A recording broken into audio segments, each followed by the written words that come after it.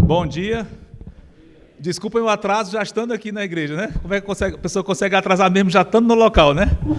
Mas vamos então dar continuidade à nossa conferência, cujo tema é, qual é? Princípios para uma adoração agradável ao Senhor. Vamos orar ao nosso Deus, pedir que Ele nos abençoe em mais essa exposição. Santo Deus, muito obrigado por estarmos aqui agora. Muito obrigado por essa igreja, muito obrigado por cada irmão, cada irmã, visitantes, todos os que aqui estamos agora e também os que têm chegado. E queremos te pedir que tu abençoes a cada um de nós, capacita-me a transmitir esse estudo dentro da tua perfeita vontade. Confiamos em ti, na tua capacitação em todos os sentidos. Muito obrigado pelo que tu farás, em nome de Cristo, amém. Ontem nós comentamos de um princípio fundamental para a nossa adoração. Aliás, o tema é esse, princípios fundamentais para uma adoração, sem os quais a nossa adoração não seria agradável ao Senhor. E ontem nós comentamos o que seria o primeiro desses que queremos trazer. Qual foi o princípio de ontem? A pessoa que adora deve ser um salvo, um convertido no Senhor Jesus Cristo. E, evidentemente, está consciente disso, e na medida em que ele está consciente dessa realidade, aquela adoração vai fluir de uma forma muito agradável ao Senhor. E, quer dizer, tem tudo para fluir de uma forma agradável ao Senhor, desde que também cumpra os outros princípios, que é o que nós estamos continuando a comentar aqui. E hoje vamos falar de um outro princípio, e o nosso texto hoje, assim como o de ontem, ele é bem significativo para o assunto de adoração na igreja. Ontem o nosso texto foi significativo, por quê? Porque era o primeiro, o quê? Cântico de adoração, a primeira registrado nas Escrituras. E hoje o nosso texto também é significativo, mas por outro motivo. Ele é o maior cântico de louvor, digamos assim, das Escrituras. Não é o texto, nós não vamos usar o texto inteiro, não se assustem, é só uma parte dele, mas qual é o maior cântico de louvor registrado nas Escrituras? Salmo 119. Nosso texto está ali, nós vamos ler apenas 6 versículos desse salmo enorme, tem mais de quase 200 versículos, 176 versículos, muito grande, vamos ler apenas 6 deles. Mas antes de comentar, antes de abrirmos naqueles 6 versículos que vamos ler, vamos comentar um pouquinho sobre esse salmo para entendermos sobre o que nós estamos lendo. O grande assunto do Salmo 119, qual é? A palavra de Deus. Muito bem. E eu acrescentaria algo a essa definição. Aliás, normalmente, se você for ler o tema do Salmo 119, é esse, eu concordo, não há dúvida alguma. Mas eu iria até além disso. Não só a palavra de Deus em si, mas o efeito que ela exerce no adorador, ou no crente. A palavra de Deus e o efeito que ela exerce no salvo. Isso é bem evidente no Salmo 119, não sei se vocês já leram, devem ter lido, evidentemente, o Salmo todo, mas tentem ler quanto for possível, porque é muito interessante. O salmista é invejável, o que ele descreve ali naqueles vários versículos.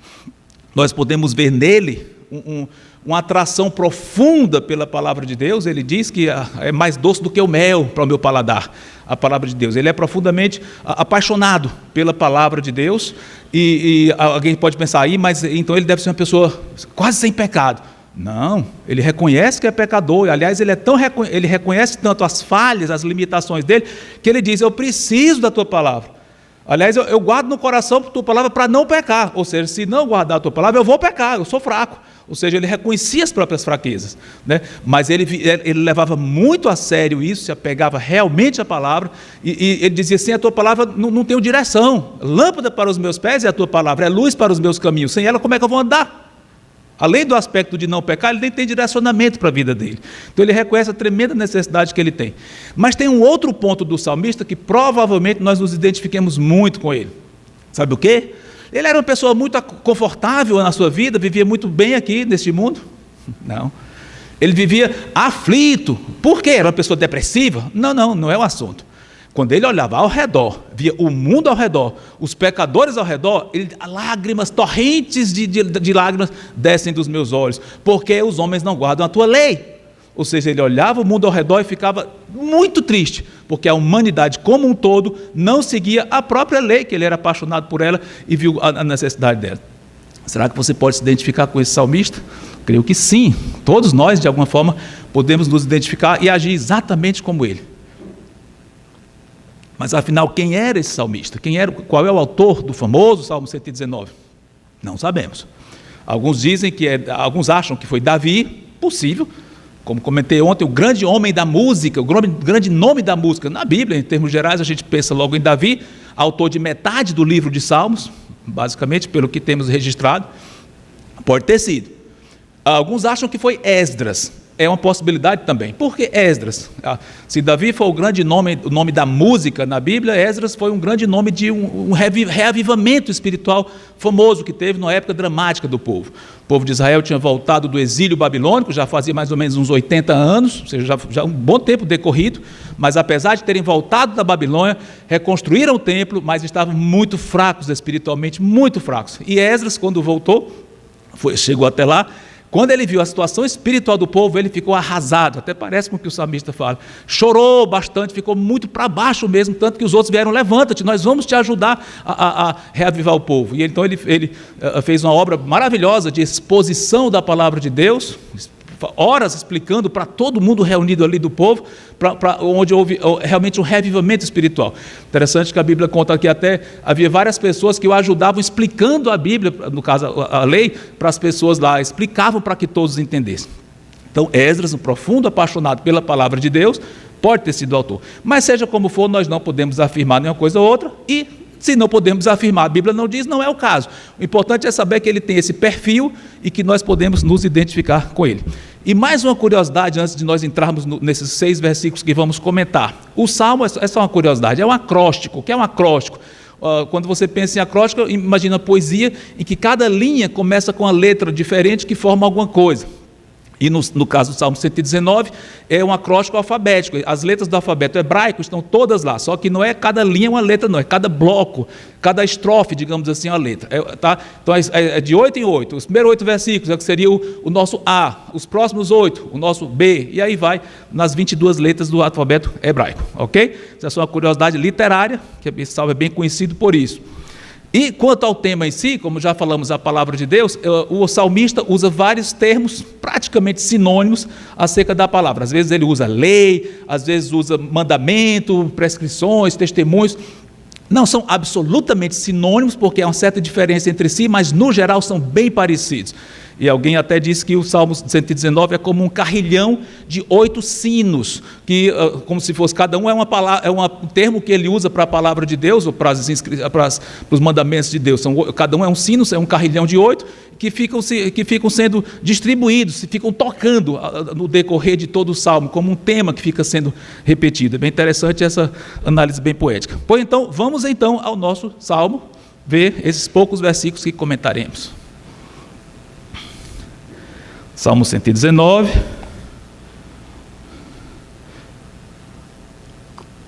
Abriram lá, bem no meio da Bíblia, né?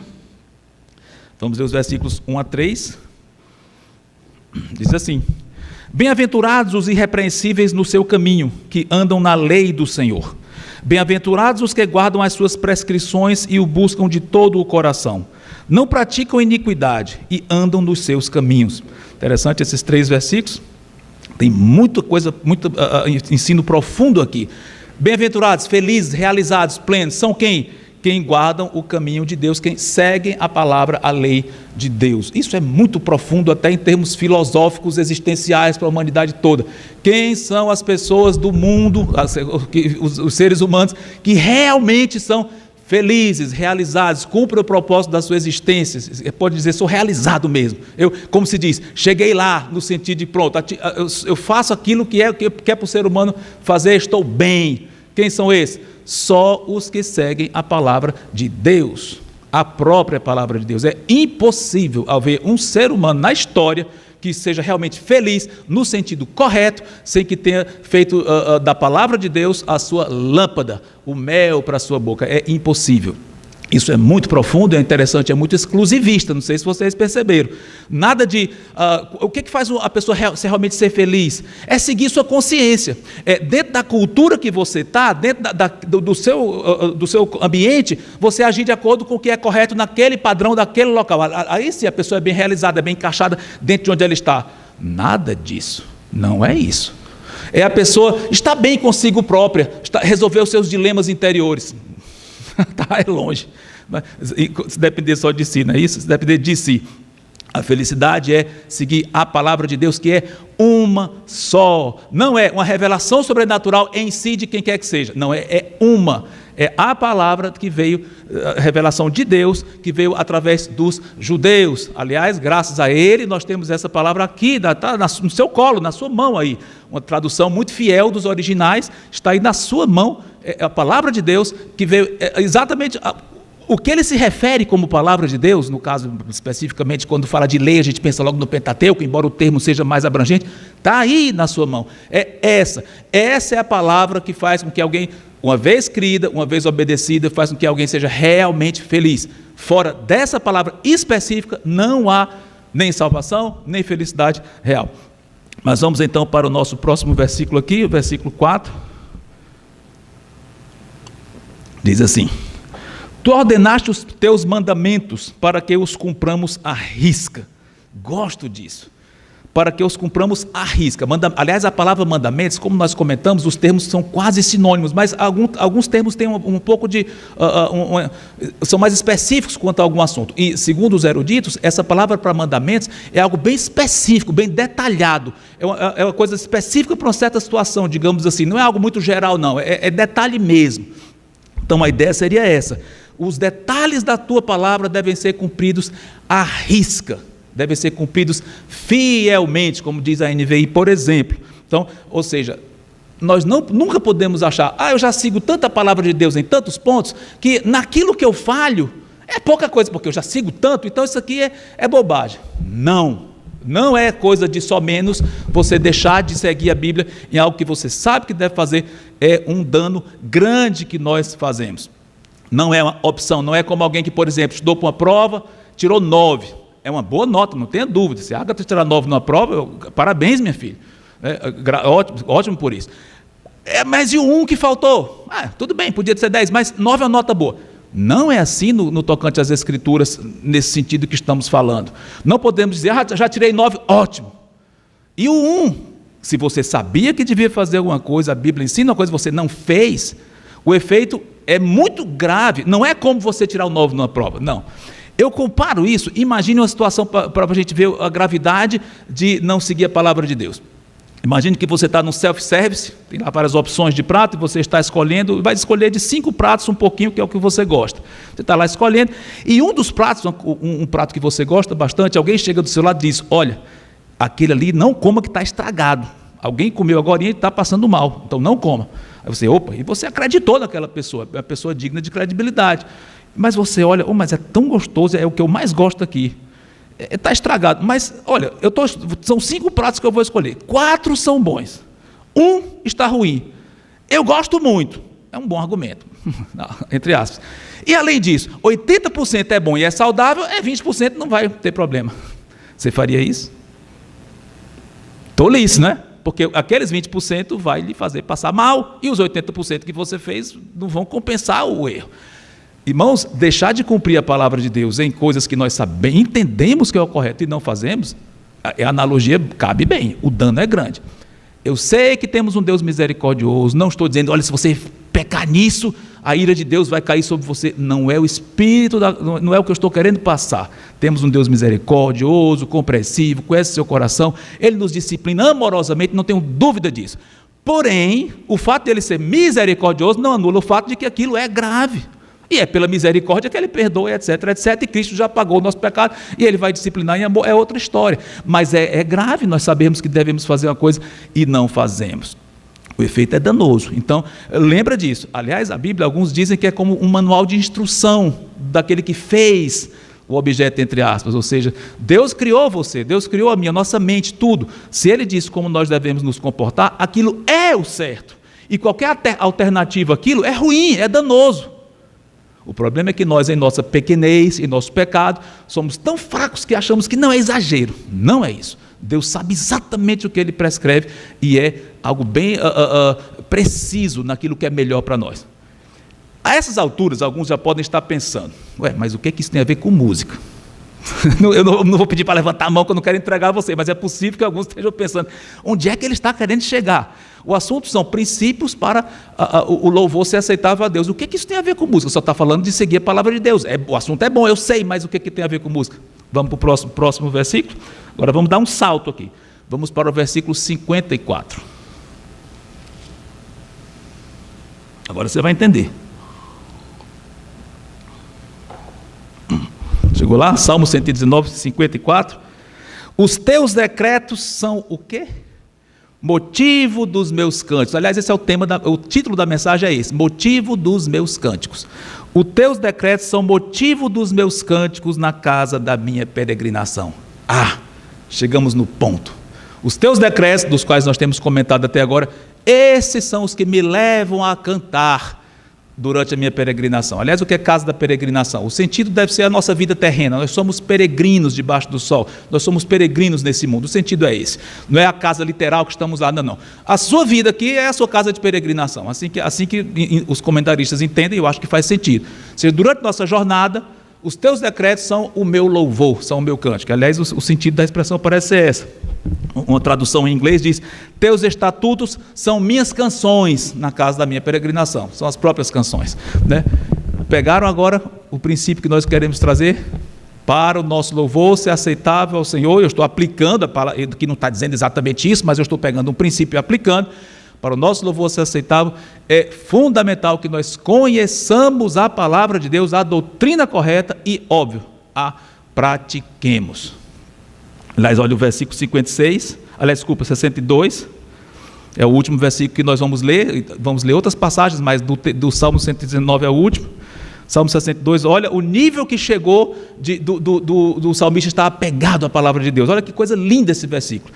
Salmo 119, 62. Levanto-me à meia-noite para te dar graças por causa dos teus retos juízos. Irmãos, isso é maravilhoso. Primeira vez que eu li esse versículo, faz muito tempo, né? E eu fiquei muito impressionado. Que coisa linda!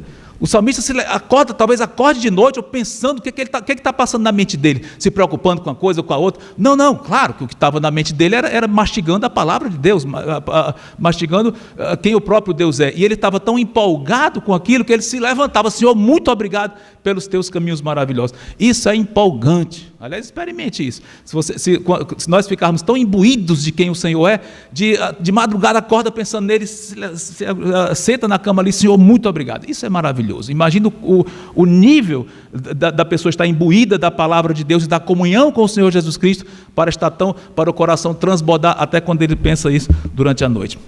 Mas isso mostra, mais uma vez corroborando, que a obediência completa à palavra de Deus, muito longe de ser algo que amarra a pessoa, engessa a pessoa, parece que um sentimento de quase que estraga prazeres. Não!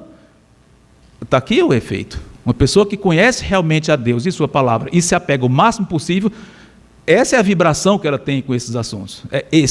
É libertador. Seguir a palavra de Deus, quanto mais nós seguimos, ao invés de ficarmos mais amarrados, ficamos mais soltos em Cristo. Isso é maravilhoso. Mas enfim, vamos fazer algumas aplicações agora bem práticas disso para o nosso louvor. E uma aplicação prática que nós podemos ver é: a pessoa que não tem a doutrina correta ou não obedece àquela doutrina, aliás, eu estou colando os dois conceitos juntos, o louvor não é aceitável. Novamente, eu estou colando uma coisa na outra. Conhecer a doutrina, fundamental, e obedecer. Porque se conhece e não obedece, talvez fosse melhor nem conhecer, né? E também, sem conhecer a doutrina, como é que vai obedecer? Está colado, eu estou colando os dois sentidos. E nós podemos tirar algumas conclusões práticas só desse ponto. Igrejas ou movimentos que têm a doutrina realmente errada, não estou falando detalhes, não, estou falando de doutrinas básicas mesmo, que mexem com a salvação ou com a pessoa de Deus. Igrejas que têm a doutrina errada não agradam a Deus quanto ao seu louvor. Aliás, não agradam a Deus quanto a nada. Pegando a parte de louvor, não agrada. Infelizmente, nós vemos igrejas que têm a música belíssima, corais lindos, conjuntos, músicas muito bonitas, mas são seitas. Então, irmãos, não se enganem, aquilo não está agradando a Deus, cantado por aquelas pessoas, ou naquele contexto. Não estou dizendo, assim, a gente nunca pode cantar aquela música, é outro, não estou nem entrando na discussão, é outra coisa. Mas o assunto é, aquelas pessoas, elas não conhecem ao Senhor. Deus pode usá-las para aquela música ser usada por crentes, se crentes adorarem, é outro assunto. Mas, pensa nisso, não sejamos ingênuos. A igreja X, que não é nem igreja, é lindo o louvor dela, não agrada a Deus, porque a doutrina está errada. Coloque isso na mente. E a mesma coisa, uma igreja que pode até ter a doutrina teoricamente correta, mas os membros andam todos desordenadamente, uma igreja que não disciplina membros, dificilmente o louvor daquela igreja vai agradar ao Senhor. Pode ser um louvor exuberante, fervoroso, mas se não tem doutrina certa, não tem seriedade no seguir aquela doutrina, não está agradando ao Senhor. E isso me lembra um versículo no Antigo Testamento, que é clássico, quando fala de música e adoração e agrado ao Senhor. Exatamente o nosso tema, um louvor que agrada ao Senhor, ali era um louvor que não agradava ao Senhor. Quem sabe como é que pode, né? Como é que vão saber? Mas é porque eu tenho usado esses versículos várias vezes quando fala disso. Mas alguém saberia arriscar um texto que diz: eu não quero ouvir essa música. É o profeta Amós. O profeta Amós foi um dos mais antigos profetas de Israel, no sentido de que escreveu a palavra de Deus. Alguns chamam de profetas clássicos, profetas que registraram a Bíblia. Ele é um dos mais antigos, viveu mais ou menos no ano 760 a.C., começo do século VIII a.C., e na época dele, ele é contemporâneo de Oséias. Como é que estava a situação do reino? Só uma curiosidade, a época muito boa em termos humanos, foi a época áurea do reino de Israel, o reino dividido, a parte norte e sul separadas, a época áurea, termos políticos, econômicos, etc., foi exatamente essa época. O rei era o rei Jeroboão II, então pode pesquisar, qual foi a época melhor do reino de Israel em termos nesse sentido. Rei Jeroboão II, as primeiras décadas do século VIII a.C. Só que toda aquela prosperidade material, começou, o povo, vendo, ao viver aquilo, se esfriou e começou a desobedecer. A parte norte e a parte sul também, as duas, né? Então, especialmente a norte. Mas o povo começou a esfriar, e Deus levantou seus profetas Oséias e Amós, e depois disso Isaías, para ir fortemente contra esse estado tão ruim do povo. E vamos ver o que Amós diz exatamente sobre a adoração. Vamos para Amós capítulo 5. Difícil vai ser chegar lá, né? Não é um profeta tão conhecido. Vamos lá. Qualquer coisa, pesca no índice da sua Bíblia aí. Vai chegando em Daniel, Oséias, aí chega lá em Amós. Amós 5, versículo 21 a 24. O assunto aqui é adoração. Olha como é que Deus reage a essa adoração de um povo que estava desobedecendo a Deus, mas estava cantando lá. Chegaram lá? Se alguém não chegou, anota aí, depois você olha em casa e presta atenção. Amós 5, 21 a 24. Aborreço, desprezo as vossas festas, e com as vossas assembleias solenes não tenho nenhum prazer. E ainda que me ofereçais holocaustos e vossas ofertas de manjares, não me agradarei deles, nem atentarei para as ofertas pacíficas de vossos animais cevados. Bem ligado aí com a adoração do templo, entendo eu, ou seja, no próprio Jerusalém estava desse jeito, o pessoal cumprindo o sacrifício, cumprindo os rituais, na risca, cumprindo, mas o coração longe. Olha o versículo 23, que é o chave desse texto aqui. Afasta de mim o estrépito dos teus cânticos, porque não ouvirei as melodias das tuas liras. Irmãos, essa igreja tinha uma orquestra, é impressionante, uma orquestra, talvez desse um trabalho grande, os levitas lá encarregados dessa orquestra, ensaiando para ficar tudo bonito, talvez fosse algo que impressionasse os adoradores, chegasse lá, que coisa bonita, tocando aqui, bem ensaiado. Como é que essa orquestra, talvez bem afinadinha aos ouvidos humanos, como é que ela chegava até os ouvidos de Deus? Barulho, estrépito é barulho, afasta de mim esse barulho. É forte. Mas por que, Senhor? Olha o versículo 24, ele responde. Por que era barulho aos ouvidos dele? Antes corra o juízo como as águas e a justiça como o ribeiro perene. Ou seja, Deus estava mais interessado com o juízo e a justiça do que com a forma externa da adoração, que ali não era nem adoração, mas ele como se ele dissesse: eu quero que vocês me obedeçam. Então não importa ter os sacrifícios, então não importa ter a orquestra. Importa. Claro, Deus exigiu o sacrifício.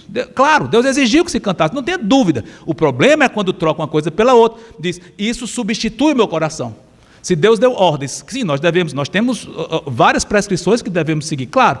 Mas quando nós dizemos, vou seguir aquilo à risca e não vou me preocupar com o meu coração está adorando ao Senhor, está servindo a Ele, esse é o problema, aí é legalismo. Mas uma vez o coração estando no Senhor em obediência, claro que nós vamos querer seguir exatamente essas coisas. Salmo 119, Deus ordenou os mandamentos para cumprirmos a risca, óbvio. E aqui era para ter o sacrifício? Não tenha dúvida. Era para ter a orquestra? É claro que sim.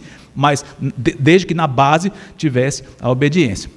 Então, uma aplicação é essa: conheçamos cada vez mais as Escrituras, as doutrinas, e obedeçamos a ela. Isso é fundamental para o nosso louvor ser aceito. Agora, um outro ponto de aplicação, e já estou quase rumando para o final, mas ainda tem um pouquinho a falar sobre esse novo ponto, esse outro ponto de aplicação que é bem interessante.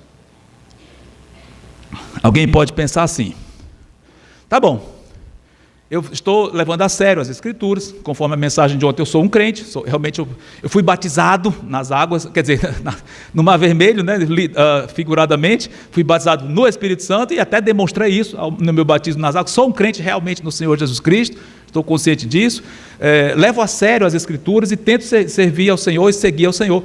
Amém. Então, agora eu já posso, se eu quiser eu posso louvar o Senhor, né? Está certo isso? Entenderam a minha frase? Já que eu cumpri tudo isso, então pronto, então eu estou em condições de adorar o Senhor. Se eu quiser, eu já posso louvá-lo. Está certo? Ou, se fosse uma prova de Enem, V ou F, essa frase está correta? Ou tem alguma parte que... Ou não, é F. Pegaram? Se eu quiser... Quer dizer que, já que eu cumpro todos esses requisitos, se eu quiser, eu posso louvar o Senhor. Se eu quiser... Nós temos que louvar o Senhor. É uma ordem. Aliás... Já que o assunto é seguir o que a Bíblia manda, se nós não louvarmos ao Senhor, nós já estamos desobedecendo, não é opção não. Então se você disser, tá bom, eu cumpro a palavra de Deus, mas o louvor é opcional, você já está descumprindo a palavra de Deus. A palavra de Deus é repleta de ordens que nós devemos cantar louvores ao Senhor. Claro, então não cumprir, já está desobedecendo a palavra. E se você pensa, mas isso era coisa do Antigo Testamento, nós estamos em Salmos, é Antigo Testamento. Aí o Novo do Testamento não manda você louvar, não? Manda ou não manda? Onde? Vamos para um dos textos clássicos que fala de louvor congregacional no Novo Testamento. E, curiosamente, vocês vão ver o que o autor linka, o que ele liga com o louvor congregacional nesse versículo. Estamos falando agora, vamos avançar no tempo, vamos para os dias de Paulo. Ele estava preso em Roma, e durante 2 anos na prisão domiciliar, escreveu algumas cartas, e uma dessas cartas foi para a igreja, uma igreja que ele nem conhecia pessoalmente, mas ele escreveu informado por alguém da confiança dele sobre a igreja. Ele escreveu para aquela igreja dando várias instruções, escreveu para a igreja de Colossos, hoje seria na Turquia. Então vamos lá para Colossenses, capítulo 3, versículo 16. Paulo lá preso, aliás, como ele gostaria de ele próprio poder cumprir essa prescrição aqui, mas ele não podia cumprir da forma como a igreja pode. Oi? Aí foi? O que eu me atrasei e não vi. Brincadeira, não, está sendo tranquilo. Pronto, beleza, mas foi bom avisar mesmo, porque olha só, corroborando com o que acabou de ser cantado, né? Colossenses 3,16. Habite ricamente em vós a palavra de Cristo, instruí-vos e aconselhai-vos mutuamente em toda a sabedoria, que mais? Louvando a Deus com salmos e hinos e cânticos espirituais com gratidão em vosso coração.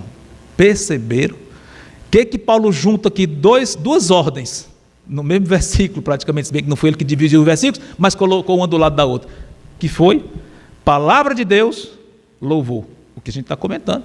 Habite ricamente em vós a palavra de Cristo. Interessante que ele usa até a de Cristo. Olha a pessoa de Cristo sendo exaltada aqui, até a divindade dele aqui nas entrelinhas, a palavra de Cristo, como sendo palavra de Deus. Habite ricamente em vós a palavra dele. Aliás, interessante, será que a palavra de Cristo aqui se refere só às palavras dele, que ele pronunciou conforme registrada? Não, eu entendo que são os princípios, a Bíblia, eu entendo que substitui o Novo Testamento, a Bíblia, ela se encaixa, entendo eu, de um modo especial novo, mas a Bíblia toda se encaixa como palavra de Cristo, no sentido em que ele é Deus, ele é o Senhor dessa palavra. Ou seja, habite em vocês. Nada de louvar sem a palavra. Esse louvor não tem sentido, é um louvor vazio, só de emoção, se for um louvor dissociado da palavra. Mas uma vez tendo, aliás, instruí-vos e aconselhai-vos, interessante esse aspecto também, não só habite em cada um de vocês individualmente, não se contente em, talvez alguns de nós sejamos muito bons em ter um bom momento em casa de estudo da palavra, amém, faça isso, quanto mais melhor, mas não acho que isso substitui você ensinar para os outros. olha o serviço aqui, olha as pessoas de olho no corpo como um todo, não só na sua individualidade. O importante é eu ser um crente fiel. Não, o importante é a sua igreja ser uma igreja fiel. Claro, cada um vai dar contas de si, é verdade, individualmente. Porém, nós estamos inseridos numa igreja local, geral, em termos mais gerais, digamos assim, mas fisicamente numa igreja local. E nós temos a ver com a situação da igreja, sim. Por isso que ele diz, habite ricamente, instruam-se mutuamente. Então, essa aqui é uma epístola pastoral, né? Assim, escrita só para o pastor. É? Não, não. Aliás, mesmo que fosse uma epístola pastoral, evidentemente nada anula. Pastoral para quê? Epístolas pastorais, que no caso Paulo escreveu para pastores, com instruções específicas para a igreja. Mesmo que fosse, não anula o fato de que ele podia dizer, Timóteo, diga para a igreja toda se instruir. Mas aqui, voltando para cá, não era uma epístola pastoral, era uma epístola para a igreja toda. Instruam-se, pastores, professores, professoras, instruam-se, membros que nem são pastores nem professores, todos vocês, de alguma forma, adolescentes, instruam uns aos outros, confortem ou exortem, corrijam se for o caso. Todos se instruam na palavra de Deus. Então ele entra louvando a Deus com salmos, hinos e cânticos espirituais. Agora, explicitamente ele fala de adoração congregacional. E olha, interessante a atitude de coração aqui também, com gratidão em vosso coração, algo autêntico. Ou seja, temos a ordem, sim, de adorar o Senhor congregacionalmente, além do aspecto individual que nós já vimos lá do Salmo 119, eu me levanto meia-noite para dar graça, sim, além disso, no aspecto congregacional. E se você não está fazendo a sua parte nisso, está falhando, não está cumprindo o que a Bíblia manda. E então, já mais pertinho ainda da nossa conclusão, como é que você pode fazer, que nós podemos fazer para cumprir essa ordem do Senhor, que é levar muito a sério o louvor dele. E agora falando em termos congregacionais, várias respostas eu poderia dar aqui, mas vou dar algumas dicas, algumas sugestões, exortações, entenda como quiser. Primeiro, se você tem o dom de servir nessa área, sirva, seja ou dirigindo, ou fazendo parte de um grupo de homens ou de mulheres, ou um coral, que eu sei que tudo depende das condições naquele momento de ter um coral ou não, eu sei, mas se você tem vontade de servir, se exponha, chegue no caso para o Renato, o coordenador de música, fale para ele, Renato, eu quero servir de alguma forma, eu gosto de música, eu sei tocar aqui, eu estou aprendendo o instrumento tal, um instrumento adequado, mas enfim, eu gostaria de tocar na igreja. Diga, se exponha, participe do culto de alguma forma, falando, já ampliando um pouquinho, seja no canto ou servir de outra forma que seja, podemos ampliar isso, questão de serviço, óbvio, mas focando no culto. Eu quero servir de alguma forma, se é tocando, se é fazendo números especiais, se é ajudando nos slides, seja o que for, eu quero ajudar a minha igreja nisso. Quer ver outro ponto que você pode ajudar? Dê sugestões. Interessante que eu preparando a mensagem, eu me lembrei de algo que eu talvez nunca tivesse me tocado antes. Como foi útil para mim no meu ministério, sugestões que chegavam até mim, muitas, durante aqueles anos. Eu estou sentindo falta do hino tal, ou do cântico tal. Nunca mais cantou, por que tu não gosta daquele cântico, não? Interessante, eu fui muito cobrado. Pensa numa cobrança gostosa. Né? Eu vibrava, rapaz, legal, as pessoas levam a sério, alguns gostam tanto de um cântico, ou de um hino, ou de uma música X, que querem muito que aquela música seja usada. Você tem alguns hinos prediletos que gostaria muito, puxa, aquele hino é tão impactante para mim. Quantos de vocês já chegaram para o Renato e disseram, Renato, rapaz, coloca aquela música no culto, estou sentindo falta dela. E tão gostoso.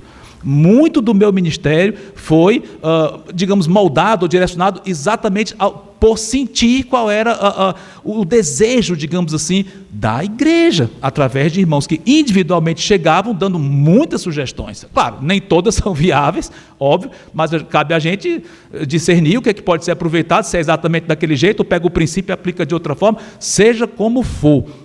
É muito importante e mostra o interesse da igreja. Então, contribua, se não é servindo diretamente na direção, ou nos cânticos, nos instrumentos e tal, se não é, contribua, dê sugestões para ele, isso vai enriquecer. Outras maneiras também de você contribuir, sabe como? O pastor Mauro ontem tocou num ponto interessante, Claro, o ideal é uma igreja poder dispor de uma pessoa exclusiva para aquilo, ou se não exclusiva, no máximo possível que seja, uma pessoa que se dedique realmente àquilo de uma forma integral ou quase integral. O ideal é isso. Para a pessoa fazer isso, adivinhe, ela vai ter que ser sustentada. Claro, senão ela vai ter que ganhar alguma coisa para poder sobreviver, se sustentar. E a igreja tem que sustentar financeiramente. Então, vocês têm que ajudar, sejam mão aberta nesse sentido. Aliás, em termos gerais, é claro, qualquer membro de qualquer igreja deve ser muito generoso nas contribuições, mas focando no nosso assunto, se você reconhece a necessidade que tem de uma pessoa de tempo integral voltada exclusivamente para isso, contribua, faça o que tiver ao seu alcance, seja generoso, para que a igreja tenha condições de contratar alguém de uma forma bem digna, bem generosa mesmo. Faça isso. E, finalmente, tem um ponto, aliás, antes desse último ponto de dica de como você pode contribuir, outro, ore pelo Ministério de Música Geral da Igreja Luz do Mundo. Ore intensamente, diga: Senhor, melhora a música da nossa igreja. Nós sempre podemos dizer isso, a igreja pode estar ótima ou não importa, você sempre pode dizer: Senhor, melhora, aperfeiçoa o louvor da minha igreja. Faça isso. Peça, Senhor, dê sabedoria aos que estão à frente, manda alguém, no caso, para cumprir esse papel que nós estamos precisando. Aliás, graças a Deus pelo que Deus tem usado do irmão Renato, não tenho dúvida disso, dentro das limitações, já é muito que ele tem feito, nem questiono isso, mas vocês reconhecem a necessidade de alguém com tempo mais disposto até para formar corais, ensaios durante a semana, tudo isso, com a pessoa que tem um trabalho de fora, é impossível fazer isso. Imagina a aflição que ele deve passar querendo se envolver, mas ele não pode, eu sei disso, né? Mas, enfim, ore por isso e que Deus melhore cada vez mais a música da sua igreja. Mas o último ponto dessas dicas / exortações para nós contribuirmos com o louvor da sua igreja, adivinhe qual é? Cante, óbvio, louve ao Senhor. Então tá, vou cumprir, vou cantar bem forte. Adianta só cantar forte? Não. Aliás, no nosso próximo estudo, daqui a pouquinho, depois do intervalo, nós vamos falar mais nisso aí, mas não vou antecipar não, mas seja como for, não é só cantar por cantar, não, louve. Aliás, o que adianta a igreja cantar muito forte se não está seguindo a doutrina correta? Eu sei que não é o caso aqui, graças a Deus vocês seguem, ou uma igreja que desobedece, graças a Deus também creio que não seja o caso de vocês, mas o que adiantaria? Ou, mesmo estando numa igreja com a doutrina boa, com a conduta boa, mesmo assim está cantando só para cantar forte. Não, Deus não ia gostar disso, não. Adore ao Senhor com todas as suas forças. Claro, não anula o fato de que você, ao fazer isso de alta voz, você sabe que está melhorando o louvor congregacional da sua igreja, e não há pecado nenhum nisso. Pelo contrário, junta as duas coisas: Senhor, eu quero te adorar, e sei que ao eu estar fazendo isso de coração para ti, os outros irmãos estão sendo influenciados, eu estou melhorando o louvor da igreja. Irmãos, interessante, eu já vi louvores de igreja a capela, sabe o que é a capela, né? Sem instrumento, belíssimos. Houve situações já em que, sei lá, faltou luz ou algo parecido, e não tinha instrumento, vamos cantar sem instrumento, e ficou lindo. Não estou dizendo que os instrumentos são descartáveis, pelo contrário, claro que tem o seu valor, e muito. O que eu estou querendo dizer é: não dependa disso. Para o seu louvor, pense, só tem uma coisa: eu quero adorar ao meu Deus. E claro, vai edificar os irmãos, eu acabei de dizer isso, mas o foco número 1, adora ao Senhor. Se tem instrumento, se tem, amém, vai melhorar, eu sei. Mas se não tem, Senhor, eu vou adorar mais forte ainda para compensar a falta de instrumento. Que seja, ou com poucos instrumentos. Adore ao Senhor e não fique pensando: tem pouca gente, não sei o que, eu não gosto daquela música. Não pense isso. Tudo bem, sugira a sua música favorita, mas cante com a música que está aqui, colocada aqui. Louve. Aproveite para fazer isso. E uma dica forte, uma exortação forte para isso: mergulhe na palavra. Por que o salmista vibrava, levantava meia-noite para dar graça? Porque ele conhecia a palavra e obedecia a palavra. Era mel para o paladar dele, como já comentei. Mergulhe na doutrina, cresça cada vez mais e na obediência. Seu louvor vai automaticamente fluir, mas mesmo que não flua automaticamente, bote na cabeça: eu vou louvar o meu Deus, vou me esforçar para isso. Faça isso. Se esforce, louve, você vai se surpreender, melhorando a adoração congregacional da sua igreja e, quem sabe, se levantando à meia-noite para dar graças no seu próprio quarto. Amém? Amém? Amém. Santo Deus, muito obrigado por essa palavra. Te peço que tu tenhas tocado corações aqui hoje pela manhã, Senhor Deus. Muito obrigado, em nome de Cristo. Amém.